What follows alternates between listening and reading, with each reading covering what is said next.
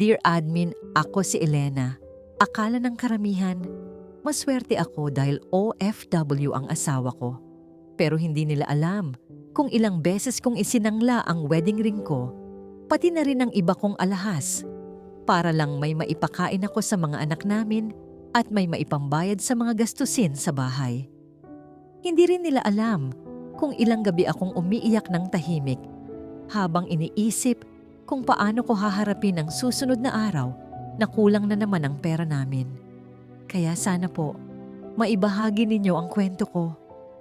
Hindi para kaawaan kami, kundi para magsilbing inspirasyon sa iba pang pamilya na may OFW na patuloy na lumalaban sa buhay. Taong 1989, nang ikasal kami ng asawa ko na si Roberto. Simpleng kasal lang yon. Walang engrandeng handaan, walang mamahaling damit, pero puno ng pangarap at pag-asa. Ilang araw pa lang ang lumipas matapos ang kasal namin, kailangan na agad niyang bumalik sa Saudi para ipagpatuloy ang trabaho niya. Hindi pa man kami lubos na nakakapagsimula bilang mag-asawa, kailangan na agad naming magkalayo. Masakit, pero tinanggap ko dahil alam kong ginagawa niya yon para sa magiging pamilya namin. Noong 1990, ipinanganak ko ang panganay naming si Adrian. Doon ko mas lalong naramdaman ang bigat ng responsibilidad. Wala pa kaming sariling bahay noon, kaya nakikitira lang kami sa bakanting bahay ng kapatid ng asawa ko. Hindi iyon sa amin, kaya bawat galaw namin, may pakiramdam na parang nakikisuyo lang kami. Kahit kailan pwede kaming paalisin, at iyon ang isa sa mga kinakatakot ko bilang isang ina. Habang lumalaki si Adrian, unti-unti kong nararanasan ang totoong hirap ng buhay. Ang padala ni Roberto buwan-buwan, hindi sapat para masabing komportable kami. Sapat lang para makaraos. Minsan nga, kulang pa. May mga pagkakataon na kailangan kong magtipid ng sobra. Binibilang ko ang bawat piso, iniisip kong alin ang uunahin. Pagkain ba, kuryente o tubig? May mga araw na kahit gusto kong bumili ng masustansyang pagkain para sa anak ko, hindi ko magawa dahil mas kailangan naming unahin ang ibang gastusin. Dumating din sa punto na nagsimula akong magsangla ng mga alahas ko, yung wedding ring ko, na simbolo ng pagmamahala namin ng asawa ko.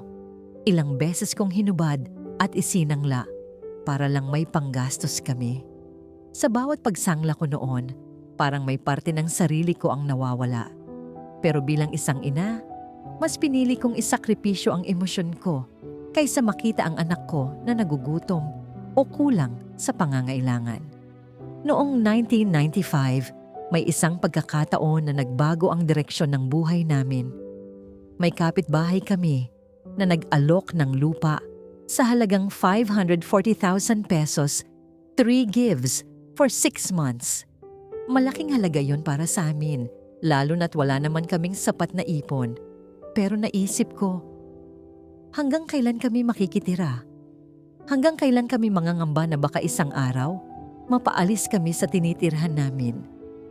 Kinausap ko si Roberto tungkol dito. Kahit malayo siya, ramdam ko ang pag-aalala niya. Hindi madali ang desisyon, pero pareho naming naisip na kung hindi kami susugal, mananatili kami sa ganitong sitwasyon. Kaya kahit kulang ang pera namin, nagdesisyon kaming bilhin ang lupa. Para magawa iyon, nangutang si Roberto sa mga katrabaho niya sa Saudi. Hindi madali ang mangutang, lalo na sa ibang bansa kung saan pare-pareho kayong nagsasakripisyo. Pero sinuwerte kami dahil may mga taong naniwala sa kanya. Habang siya ay nangungutang doon, ako naman dito sa Pilipinas ay may trabaho din at mas lalo pang nagtipid. Halos wala na akong binibili para sa sarili ko. Lahat ng pera, direkta sa pangangailangan ng pamilya at sa pagbabayad ng lupa. Araw-araw, iniisip ko kung tama ba ang desisyon namin. May takot. Oo, pero mas nangingibabaw ang pag-asa. Umaasa ako na balang araw, magkakaroon din kami ng sariling bahay. Yung bahay na masasabi kong amin, kung saan hindi na namin kailangang mangamba kung kailan kami paaalisin. Hindi naging madali ang mga sumunod na taon. Habang binabayaran namin ang lupa, patuloy pa rin ang mga gastusin sa araw-araw. Minsan, pakiramdam ko, kahit anong gawin kong tipid, kulang pa rin. Pero pinanghawakan ko ang isang bagay, ang pangarap namin bilang pamilya. Hindi ko man kasama si Roberto sa araw-araw, pero sa bawat desisyon ko, iniisip ko kung ano ang makakabuti para sa amin. Hindi ako pwedeng sumuko dahil alam kong mas mahirap ang pinagdadaanan niya sa ibang bansa at sa gitna ng lahat ng yon, hindi ko pa alam na mas marami pang pagsubok ang darating sa buhay namin. Matapos naming makuha ang lupa, akala ko iyon na ang simula ng ginhawa. Pero doon pa lang pala magsisimula ang mas mabigat na laban. Dahil ang totoo, ang pagbili ng lupa ay isang bagay lang. Ang pagpapatayo ng bahay ang mas malaking hamon. Taong 1997 nang unti-unti naming sinimulan ang pagpapagawa. Wala kaming sapat na pera para ipagawa ito ng buo, kaya pa isa-isa lang. Unang ginawa ang pundasyon. Habang pinapanood ko ang mga hollow blocks na isa-isang inilalagay, hindi ko maiwasang mangarap. Iniisip ko, ito na. Dito na kami magsisimula ng bagong buhay. Pero kasabay ng pangarap na yon, may kasamang takot. Dahil bawat semento na inilalagay, may katumbas na utang at sakripisyo. Sa mga panahong iyon, buntis ako sa pangalawa naming anak, si Angela. Hindi naging madali ang pagbubuntis ko dahil bukod sa dinadala ko siya sa sinapupunan ko, pasan ko rin ang responsibilidad ng buong pamilya. Wala si Roberto sa tabi ko. Lahat ng desisyon, lahat ng problema, ako ang humaharap. May mga araw na kahit mabigat ang katawan ko, kailangan kong maglakad, mag-asikaso at makipag-usap sa mga tao tungkol sa materyales, sa bayarin at sa mga kailangang gawin sa bahay. Hindi ako pwedeng mapagod dahil walang ibang gagawa nito para sa amin. Habang ginagawa ang bahay, napansin ko kung gaano kabilis maubos ang pera. Yung akala mong sapat na budget, biglang mawawala sa isang iglap. May mga pagkakataon na kailangan naming ihinto ang construction dahil wala na kaming maipambayad. Doon ko mas lalong naramdaman ang pressure. May lupa na kami, may sinimulan ng bahay. Pero hindi pa ito tapos. Parang nasa gitna kami ng isang pangarap na hindi pa sigurado kung matatapos. Noong 1998, ipinanganak ko si Angela. Isa na naman itong biyaya. Pero kasabay nito, nadagdagan ang responsibilidad namin. Sa puntong yon, hindi pa rin tapos ang bahay namin. Kaya patuloy pa rin kaming nakikitira. Minsan, naiisip ko, kailan kaya kami lilipat sa sarili naming bahay? Kailan ko mararanasan ang pakiramdam na hindi na kami nakikisuyo? Dumating ang mga araw na halos mawalan na ako ng pag-asa. Hindi ko na mabilang kung ilang beses kong isinangla ang mga natitira kong alahas. Yung mga bagay na pinaghirapan kong ipunin noon, unti-unti kong binibitawan para lang maitawid ang pang-araw-araw naming pangangailangan. May mga gabi na tahimik lang akong nakaupo, hawak ang resibo ng mga bayarin. Iniisip kung paano ko pa ito mababayaran. Pero kahit ganun, may isang bagay na hindi ko hinayaang mawala. Ang determinasyon ko. Hindi ako pwedeng sumuko. Hindi para sa akin, kundi para sa mga anak ko. Noong taong 2000, ipinanganak ko ang bunso naming si Joshua. 3 na ang anak namin noon. 3 dahilan para lalo akong lumaban. Sa wakas, sa taon ding iyon, natapos din ang bahay namin. Hindi man ito enggrande, hindi man ito perpekto, pero sa amin yon. Sa wakas, may sarili na kaming tahanan. Naalala ko pa noong unang gabi namin doon, tahimik lang ako, nakatingin sa kisame. Hindi ko napigilang mapaluha. Hindi dahil sa lungkot, kundi dahil sa wakas, natupad din ang isa sa mga pinakamalaking pangarap namin. Sa wakas, hindi na kami nakikitira. Sa wakas, may bahay na kaming matatawag na amin. Pero kahit natapos ang bahay, Hindi pa tapos ang laban namin. Sa parehong taon, nagdesisyon akong magretiro sa trabaho ko. Hindi lang dahil sa edad ko, kundi dahil gusto kong tutukan ang pagpapalaki ng mga anak namin. Pero alam kong malaking bagay ang mawawala sa amin kapag tumigil ako sa trabaho. Kaya ginamit ko ang retirement pay ko sa isang bagay na sa tingin ko ay makakatulong sa amin sa pangmatagalan. Doon nagsimula ang isa sa pinakamahalagang desisyon sa buhay namin, ang pagbili ng isang jeepney. Marami ang nagtanong sa akin kung bakit yon ang pinili ko. Hindi naman kami mayaman. Wala kaming kasiguraduhan kung kikita ba ito o hindi. Pero sa isip ko, kailangan naming magkaroon ng sariling pagkakakitaan dito sa Pilipinas. Hindi pwedeng umasa lang kami sa padala ni Roberto habang buhay. Sa simula, hindi naging madali. Kailangan kong matutunan kung paano pinapatakbo ang ganitong uri ng negosyo. Kailangan kong makipag-usap sa mga driver, intindihin ang boundary system, at siguraduhin na maayos ang takbo ng kita. May mga araw na kulang ang naiuuwi. May mga pagkakataon na nasisira ang jeepney at kailangan ng malaking gastos para ipaayos. Pero kahit mahirap, hindi ako umatras. Unti-unti, nagsimula kaming makakita ng pagbabago. Kahit papaano, may pumapasok na dagdag na kita. Nakakatulong ito sa pang-araw-araw naming gastusin, sa pagkain, sa bills, at sa allowance ng mga anak namin. Hindi na kami ganun kahigpit kumpara dati, pero hindi pa rin kami kampante. Akala ko noon, sapat na ang isang jeepney para maitawid namin ang pang-araw-araw na gastusin. Pero habang tumatagal, mas lalo kong na-realize na habang lumalaki ang pamilya, mas lumalaki rin ang pangangailangan. Habang lumalaki sina Adrian, Angela at Joshua, kasabay din noon ang pagtaas ng gastusin sa pagkain, sa eskwela, sa damit, at sa kung ano-ano pang kailangan nila bilang mga bata na unti-unting nagiging kabataan. Kahit may dagdag na kita mula sa jeepney, may mga araw pa rin na parang kulang na kulang. Doon ko naisip, kung gusto naming maging mas stable, hindi pwedeng isa lang ang pinagkukunan namin ng kita. Isang gabi, kinausap ko si Roberto sa telepono. Sinabi ko sa kanya ang naiisip ko na baka kailangan na naming magdagdag pa ng isang jeepney. Hindi ako sigurado kung papayag siya dahil alam kong malaking desisyon na naman iyon. Pero nagulat ako sa sagot niya.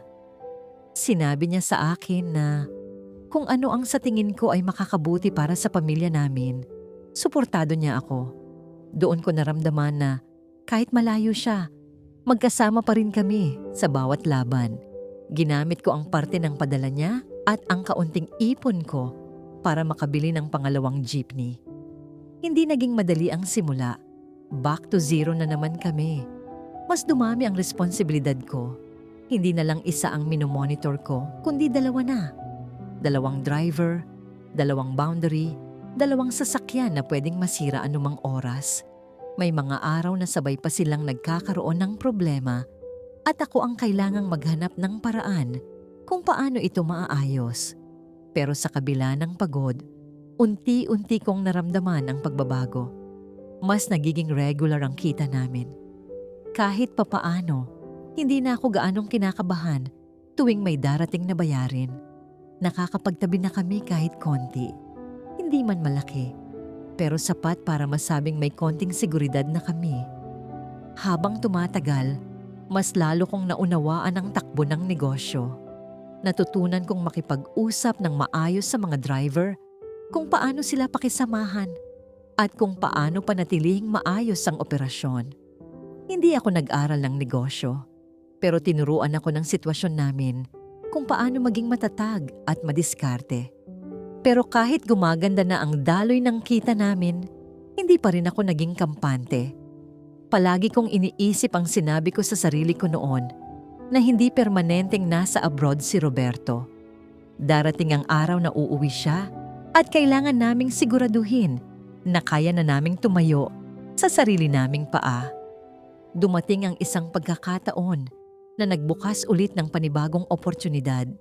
Yung kapatid ng asawa ko, na nagpatira sa amin noon ay lumapit sa amin. Kailangan daw nila ng pera para sa sarili nilang bahay at tinanong kami kung interesado kaming bilhin ang bahay at lupa na dati naming tinitirhan. Hindi ko agad sinagot. Pinag-isipan ko muna ng mabuti. Malaking desisyon na naman iyon. Pero habang iniisip ko, may isang bagay na pumasok sa isip ko. Hindi lang ito simpleng bahay. Pwede itong maging oportunidad. Kinausap ko si Roberto tungkol dito. Sinabi ko sa kanya ang plano ko. Paano kung bilhin namin ang lupa at bahay tapos gawin naming apartment? Sa ganung paraan, hindi lang siya magiging asset, kundi magiging source pa ng kita.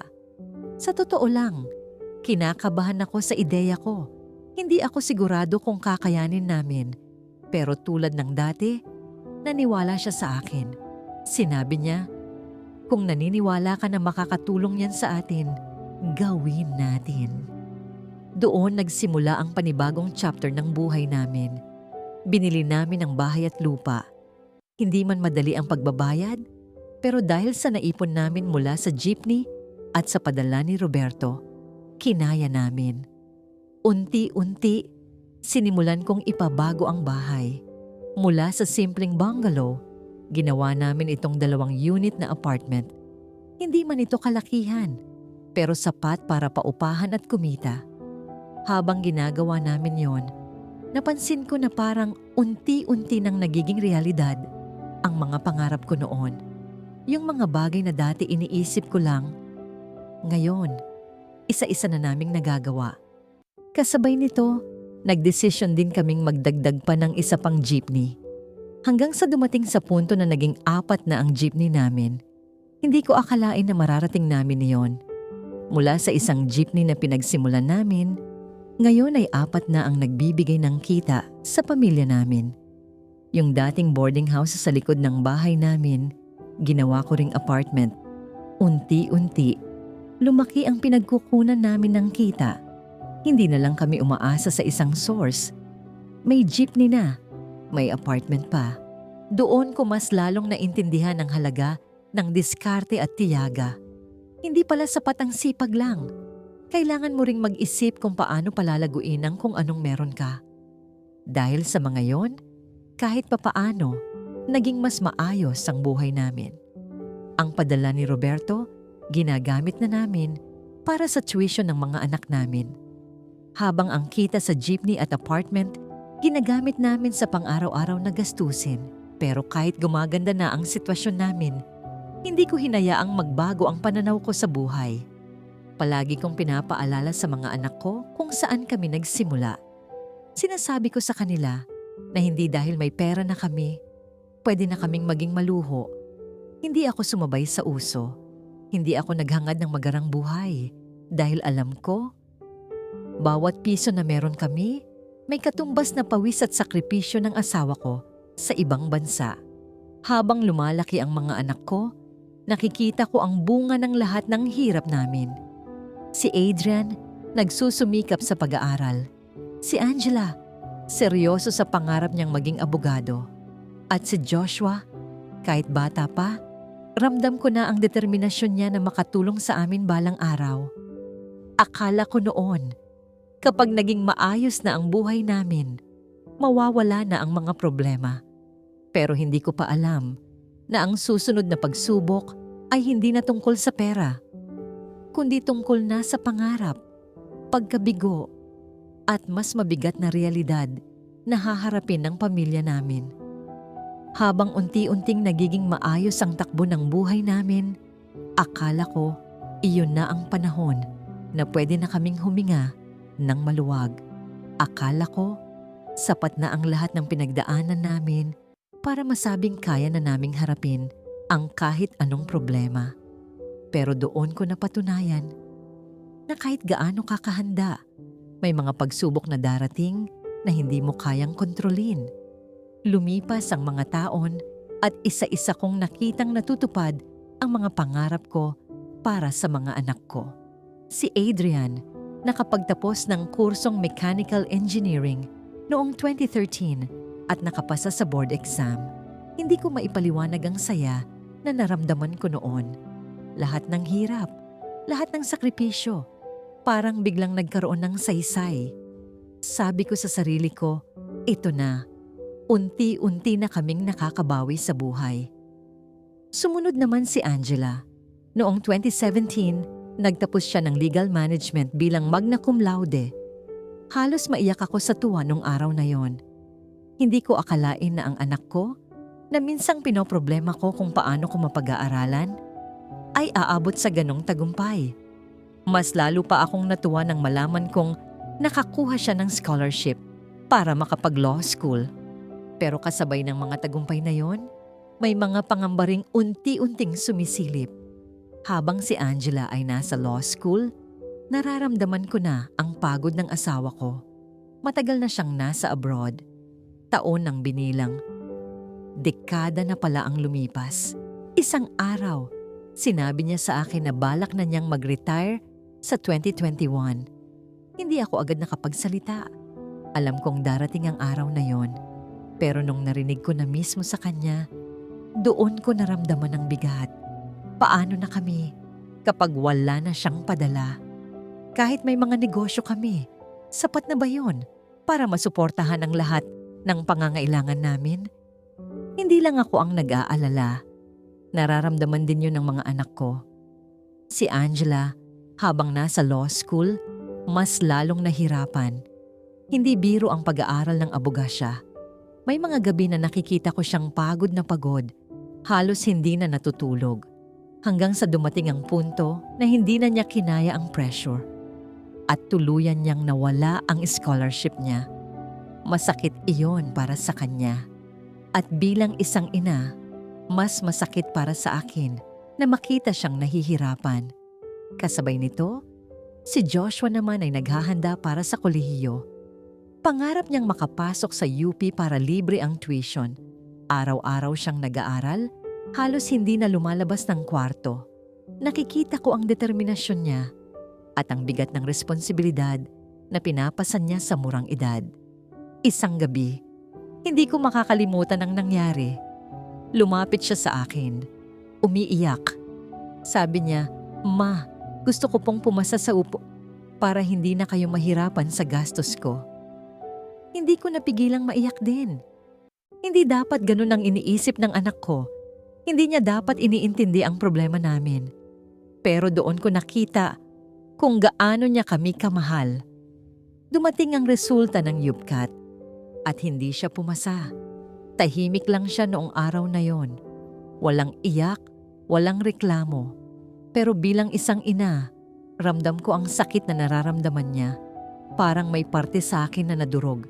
Dahil hindi lang pangarap niya ang hindi natupad, kundi pangarap din namin para sa kanya. Sa gitna ng lahat ng yon, pilit kong pinatatag ang sarili ko.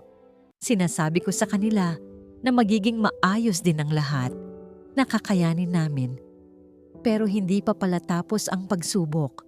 Taong 2020, isang balita ang dumating na tuluyang nagpabago sa lahat. Ang asawa ko, si Roberto, ay isinugod sa ospital sa Saudi dahil sa atake sa puso. Parang tumigil ang mundo ko. Hindi ko alam kung anong iisipin ko. Hindi ko alam kung anong mangyayari. Malayo siya sa amin at wala akong magawa kundi maghintay ng balita. Ilang araw akong halos hindi makatulog. Laging nag-aalala kung magiging okay ba siya. Sa awa ng Diyos, nakaligtas siya. Pero doon na namin napagdesisyonan na kailangan na niyang umuwi at mag-retire ng mas maaga para makapagpahinga. Akala ko, iyon na ang pinakamabigat na pagsubok na haharapin namin. Pero nagkamali ako. Dahil habang sinusubukan naming bumangon, isang panibagong dagok ang dumating sa buhay namin. Taong 2021, ako naman ang isinugod sa ospital dahil sa COVID. Hindi ko na maalala ang lahat ng nangyari. Pero ang alam ko, umabot ako sa punto na kailangan akong ilagay sa ICU sa loob ng 5 araw. 5 araw na hindi ko alam kung makakabalik pa ba ako sa pamilya ko. Kasama ko si Joshua sa ospital, siya ang nag-aasikaso sa akin. Habang si Adrian naman ang tumayong haligi sa labas. Siya ang nagbabayad ng bills, Bumibili ng gamot at inaasikaso ang lahat ng kailangan. Hindi ko maipaliwanag ang sakit, hindi lang sa katawan, kundi pati sa puso. Dahil sa bawat araw na lumilipas, alam kong lumalaki ang gastos namin. Hanggang sa dumating ang araw na sinabi sa amin ang kabuuang hospital bill. Halos 500,000 piso. Parang gumuho ulit ang mundo ko. Yung perang pinaghirapan naming ipunin sa loob ng maraming taon. Unti-unting nawala sa loob lang ng ilang araw. Pero sa kabila ng lahat ng yon, may isang bagay na hindi ko binitawan. Ang pananampalataya ko. Dahil alam ko kung paano kami dinala ng Diyos sa lahat ng pinagdaanan namin noon, hindi niya kami pababayaan ngayon. At kahit na halos ubos na ulit ang naipon namin, pinili ko pa ring maniwala na may mas magandang bukas na naghihintay para sa amin. Matapos ang lahat ng pinagdaanan namin, akala ko ubos na kami. Hindi lang sa pera, kundi pati sa lakas at pag-asa. Pero doon ko napatunayan na minsan, kapag pakiramdam mo wala ka nang natitira, doon palang magsisimulang ibalik sa iyo ng Diyos ang lahat ng pinaghirapan mo. Unti-unti kaming bumangon. Hindi naging madali ang pagbangon namin mula sa halos 500,000 hospital bill. Halos maubos ang ipon namin. Yung perang iningatan namin sa loob ng maraming taon, nawala lang sa loob ng ilang araw. Pero kahit ganon, hindi kami tumigil. Hindi kami sumuko. Dahan-dahan naming binuulit ang sarili namin. Hindi lang sa pera, kundi bilang isang pamilya. At sa pagkakataong ito, hindi na ako nag-iisa. Matapos ang nangyaring heart attack ng asawa ko na si Roberto noong 2020, napagdesisyonan na namin na huwag na siyang bumalik sa abroad. Pinili na niyang mag-for good dito sa Pilipinas para tuluyan ng magpahinga at makasama kami. Hindi naging madali ang desisyong yon dahil sanay na kami na umaasa sa padala niya. Pero mas pinili namin ang kalusugan niya kaysa sa pera. Sa wakas, matapos ang maraming taon ng pagkakalayo, magkasama na kami sa iisang bubong. Sa kabila ng lahat ng yon, patuloy na lumaban ang mga anak ko. Si Angela, kahit nawala ng scholarship noon, hindi niya hinayaang doon matapos ang pangarap niya. Tinuloy niya ang pag-aaral niya sa law school, kahit alam naming mas mabigat na ang gastusin.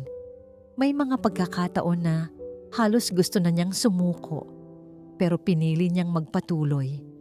At dumating ang araw na pinakahihintay namin. Taong 2022, nagtapos siya ng law school. Hindi man siya nagtapos na may Latin honors, pero kabilang siya sa top 10 ng batch nila sa College of Civil Law. Para sa akin, hindi na mahalaga kung may medalya o wala, dahil alam ko kung gaano kahirap ang pinagdaanan niya para makarating doon. At hindi pa doon natapos ang biyaya. Pumasa siya sa bar exam. Noong araw na yon, hindi ko napigilang umiyak. Hindi lang dahil sa tuwa, kundi dahil sa lahat ng alaala na bumalik sa akin. Yung mga gabing wala kaming sapat na pera.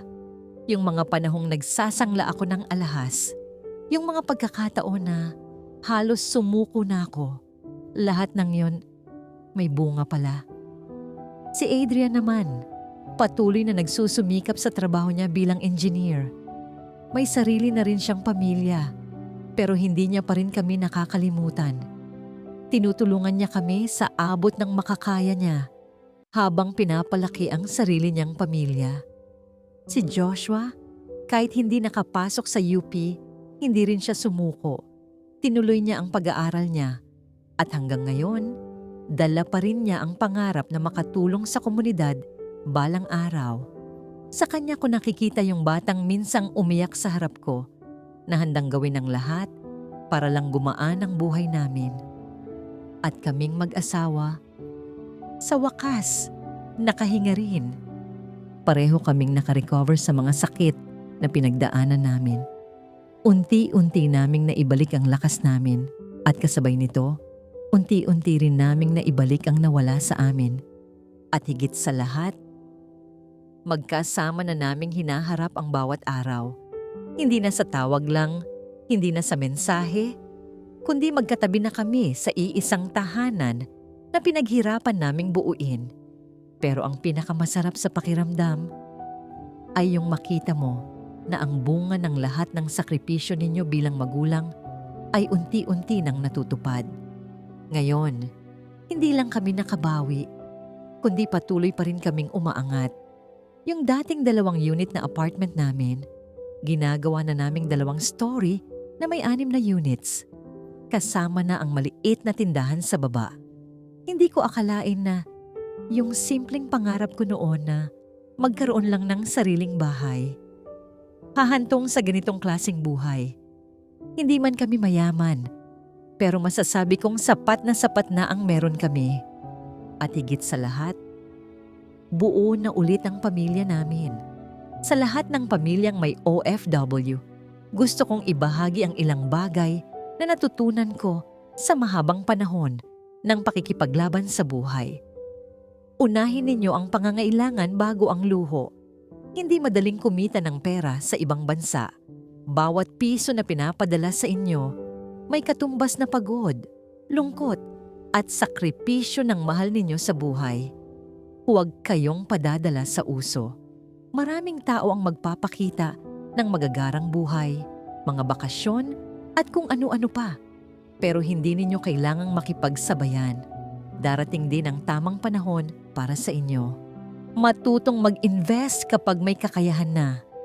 Kung hindi dahil sa jeepney at apartment na pinundar namin, hindi namin kakayaning bumangon sa mga pagsubok na dumating sa amin.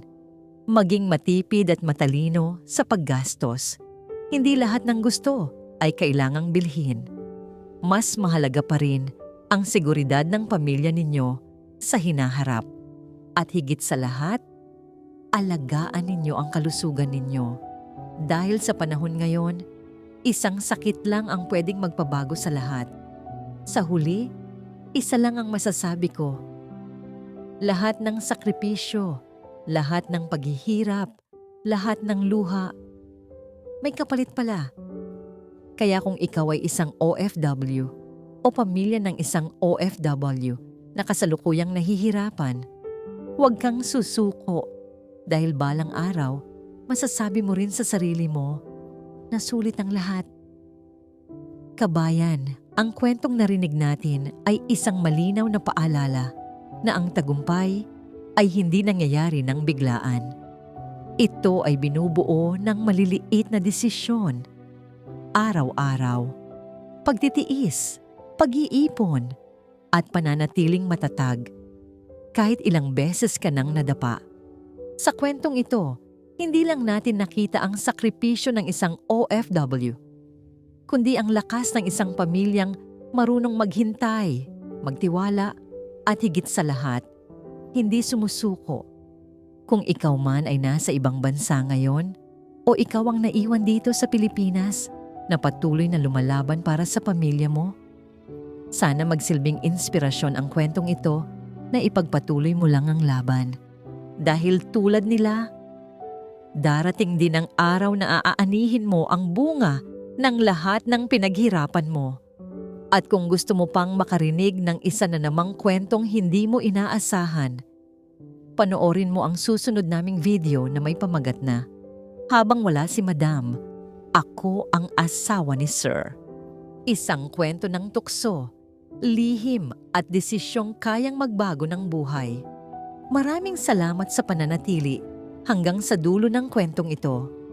Kung may kwento rin kayong gustong ilabas, mga liham ng sakripisyo, pangungulila, tagumpay o pagkatalo bilang OFW, bukas ang channel na ito para sa inyo.